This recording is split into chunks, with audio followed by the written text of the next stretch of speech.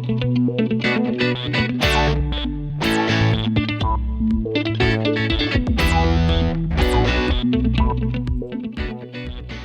and g'day. Welcome back from wherever and whenever you're listening. I'm Darren, and this is my guest list pod. And yes, I've been away. Absence couldn't be helped, so apologies for that. But I'm back, and today you've got another recommend show, a review and recommend show. This is a small companion show that I do to my main interview episodes that you can find here on the same feed every other week. So if you would like to get in contact with me or have a suggestion for the show, as usual, you can find me at my guest list pod pretty much anywhere you look. The links are also in the show notes, so check there as well. And if you can, please subscribe on your preferred podcast app. Follow the show on Instagram or Twitter and send me a message to say hi, just so I know someone's listening. To today's show. For anyone that listened to my Bright Sessions review and recommend show, you may have caught a Buffy the Vampire Slayer reference I made when describing a certain show in the Bright Sessions Season 5. Now, for some of you, it made no sense whatsoever, and for others, the reference I'm sure brought back some wonderful memories. Regardless of what the actual reference was, and yes, you'll have to listen to the episode to hear it, it made me question myself as to why I hadn't done a show about one of my favourite podcasts, which in turn is about one of my favourite TV series, namely Buffy the Vampire Slayer. So the Buffy podcast I'm recommending today comes with some impressive credits. It was nominated in Paste Magazine's Top 30 Podcasts of the Decade. It was rated by Esquire as one of the top 10 podcasts of 2018, and by The Times as one of its top 50 podcasts also of 2018. It also appeared on BBC America's 10 most buzzworthy podcasts, and Entertainment Weekly's must-listen-to list. It's obviously a very successful and popular show, albeit devoted to what is a bit of a cult classic series with a less than mainstream but very loyal fan following. But first, before I tell you which podcast I'm recommending and why I also think it's so great, please indulge me for just a minute to give you a little perspective concerning my history with Buffy. Okay, so first off, if you've listened to the episode of the Sunday Night Army where I was Jacob's guest and we counted down my top 5 guilty pleasure movies, then the fact that I'm a big Buffy fan probably won't come as much of a surprise. And if you haven't listened to that episode, I encourage you to do so, as Jacob and I had a ball embarrassing each other. Well, actually, his list was pretty good, mine was embarrassing, but anyway, I digress. Anyway, in 1997, two great things happened. I got married to my beautiful wife, and the Buffy the Vampire Slayer series aired for the first time in Australia on Channel 7. Late in every year coming into summer and the Australian television non-ratings period, free-to-air channels would air experimental shows, mostly from the United States. Shows that nobody expected to see going into the next year and into the new ratings period. Buffy was one of these shows. Buffy never really caught on for a mainstream audience down here, and its scheduled viewing time yo-yoed from 8:30 p.m. to, I think the latest airtime it had was around 11:30. At one stage it was booted off air completely, and I think it may have even gone to another network channel. However, a loyal and vocal group of fans, which I was one, lobbied to bring it back, and they eventually did. The show was able to run to its conclusion in 2003. 7 seasons and 144 episodes later, Buffy was done.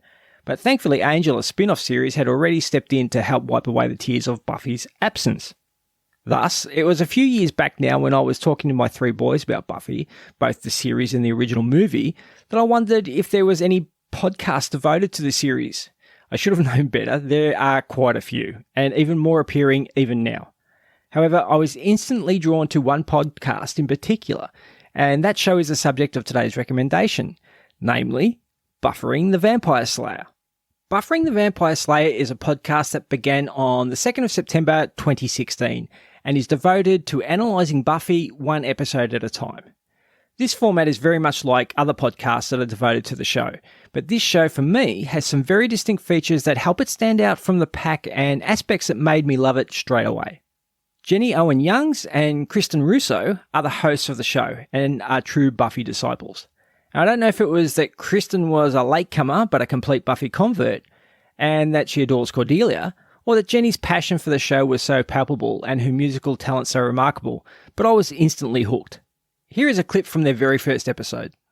Hello, Hello, and welcome to Buffering the Vampire Slayer, a podcast where we'll be watching and discussing every episode of Buffy the Vampire Slayer, one by one.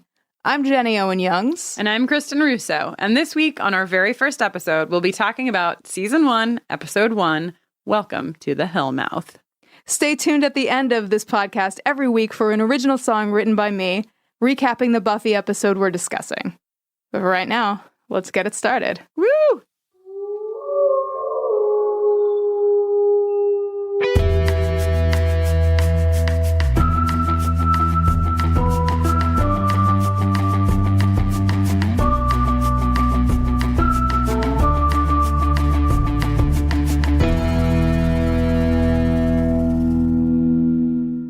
Okay, so we're doing this because we both love the television program Buffy the Vampire Slayer. I was more reluctant to come to my love for Buffy the Vampire Slayer. I, Jenny, have been repeatedly watching the entire series of Buffy the Vampire Slayer over and over again for the last, 12 years. So did you watch it when it was on television? Well, I did, but I wasn't religious about it. Okay. I saw the movie when the movie came out. Of course. When I was a kid. Who didn't? And then, I watched maybe the first 2 seasons when it was airing live, and then I kind of drifted away from it because of high school delinquent behavior. Yeah, you had to learn how to play guitar. In 1997. The best. And what kind of jokes they were making. In rides Xander and totally gets distracted by shiny Buffy and wipes out. And then immediately there's Willow. So bang, bang. Yeah. Here is Xander and Willow, who are going to be 2 of the 4 most important characters. So we've already met Buffy, obviously. I would beg to argue that they were 2 of the 5 most important characters. Who am I missing? I don't know. I mean, I think that Buffy, Willow, Xander, Cordelia, and Giles are all of equal importance. Okay. Sure. Sure. Not to school the Buffy nerd herself. Yeah, I mean, there are arguments I can make that I'm not going to make because we're sort of not there yet. Right, okay. About Cordelia, but she is an intrinsic... you weren't counting Cordelia. Horror. I know that Cordelia is your favorite character ever. Yeah. Of anything. Also, Cordelia auditioned great. to play Buffy, so trivia fact that I know. Right. Charisma Carpenter, former Chargers cheerleader, I think. Totally auditioned for Buffy. Ryan Reynolds auditioned for Xander. Oh, wow. Wow, indeed. Fascinating. How lives would be different today. Yeah, so different. I'm so glad that Xander was Xander. Yeah, he's perfect. And I don't want to detour us too much, but I was thinking about why... Jenny and Kristen break down each episode of Buffy in chronological order and explore, amongst other things, the dynamic of the characters' interactions, the fashion, the music, set and location choices, and occasionally the what-if scenarios that all true fans contemplate. They even have a section and an award devoted to sexual tension between characters in episodes, where they maybe look for the homoerotic connection a little too much, but the show is low-key camp as hell, so anyway, they're probably right. The ladies have a great dynamic and a perceptive insight into the series. Plus, you can tell they have a genuinely great time doing the show. Now, apart from the episode breakdowns, the ladies have plenty of other episodes that include interviews with the cast and crew. Notable interviews have included James Masters, who played Spike, Seth Green, who played Oz, and Charisma Carpenter, who was stunning as Cordelia, and Kristen's favourite character. These are highlights in the podcast's history and illustrate the impact they have had in the fandom of Buffy, that they can get interviews with these actors. One of my favourite aspects of the show, though, comes right at the end of each episode, with I think the only exception to that rule being the Doppelganger episode, if memory serves right, where it was placed at the beginning of the episode breakdown. Jenny composes and performs an original recap song summarising the episode they just examined. The songs are fantastic and are done in all different styles. They are actually available on Spotify as well, as is all of Jenny's other musical work. I'll put the links in the show notes. But now, take a listen to an example of a few of these songs. Here we go.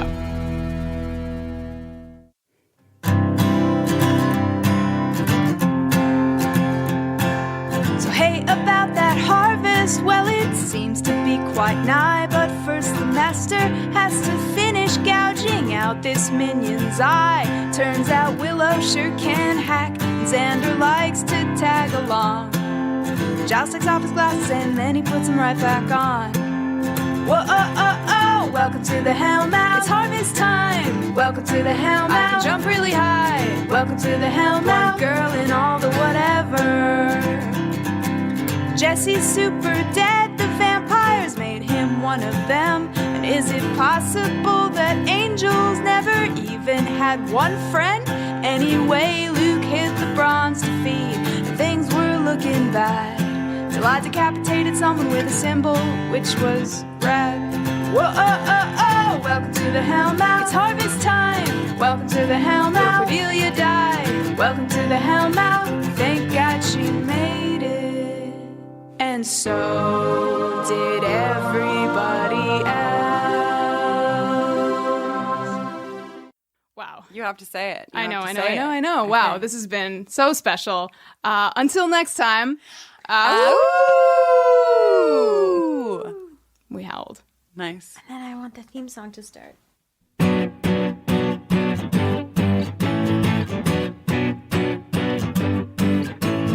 Comes a time in a librarian's life when he has to look his adversary in the eye and say, hello, Ms. Calendar, scan what you must, but I don't have to like it.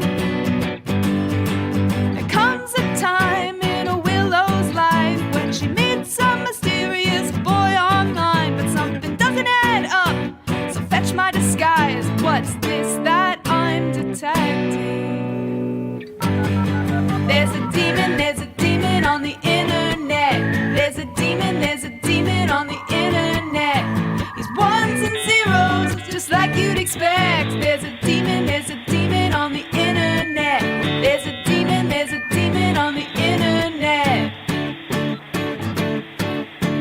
There comes a time when the boy Willow met is actually that demon from the internet. Fucking Fritz is the worst, and he tried to electrocute me in the showers.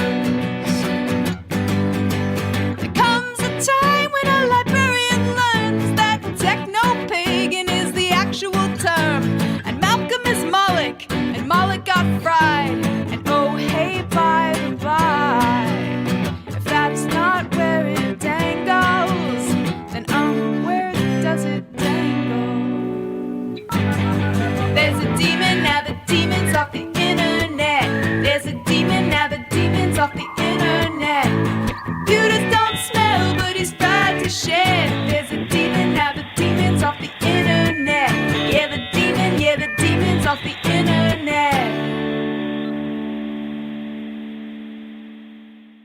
So, until next time, faith.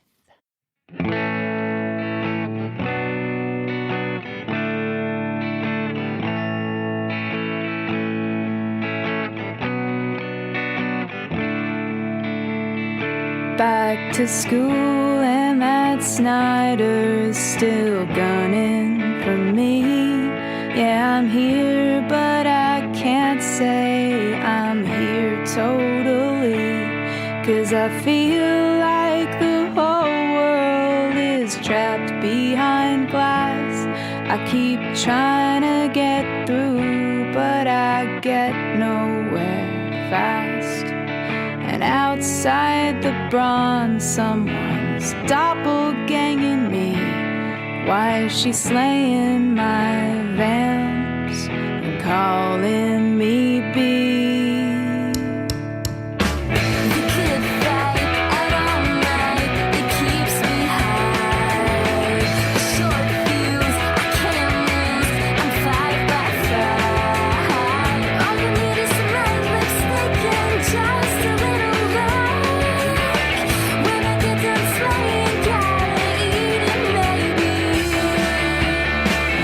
Scott wants to date me, wants to clatter and chill, but I'm too scared to feel all the things that I will. The last boy that I loved left a lot to unpack. Had to send him to hell, now he'll never come back. But boys are just fun machines. Boys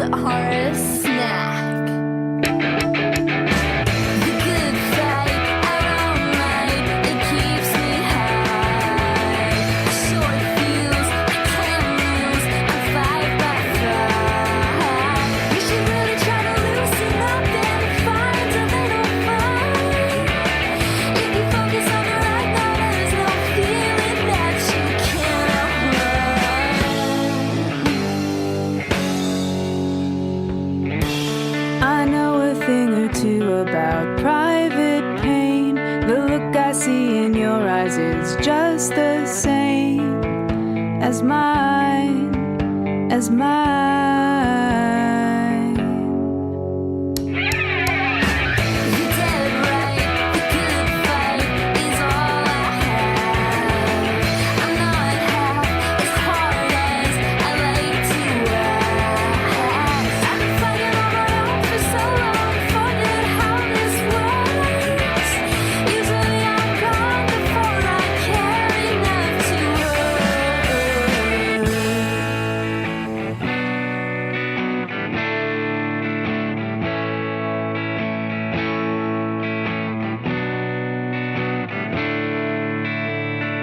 Watched my friend face her demons, and it gave strength to me. Guess it's time that I finally come clean.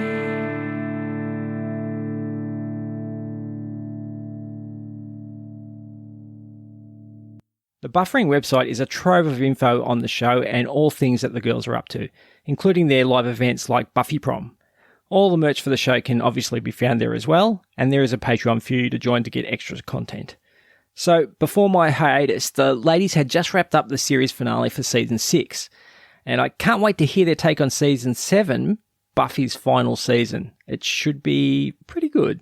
So, that's the show for this week. If you're a Buffy fan and own the series in box sets like Jenny and I do, you have to listen to this show, and if you're not a Buffy fan, then no worries, but you're dead to me. Just kidding, but seriously, what's wrong with you?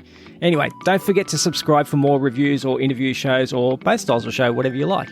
Whatever is your preference. And a huge thank you to everyone that reached out to offer support to me and my family while I was away. It was very much appreciated, and part of why I love this community. The podcasting community, in my experience, is a close-knit group and very supportive of each other, and I hope this never changes. Anyway, thanks again, and as usual, I'll chat at you again next week.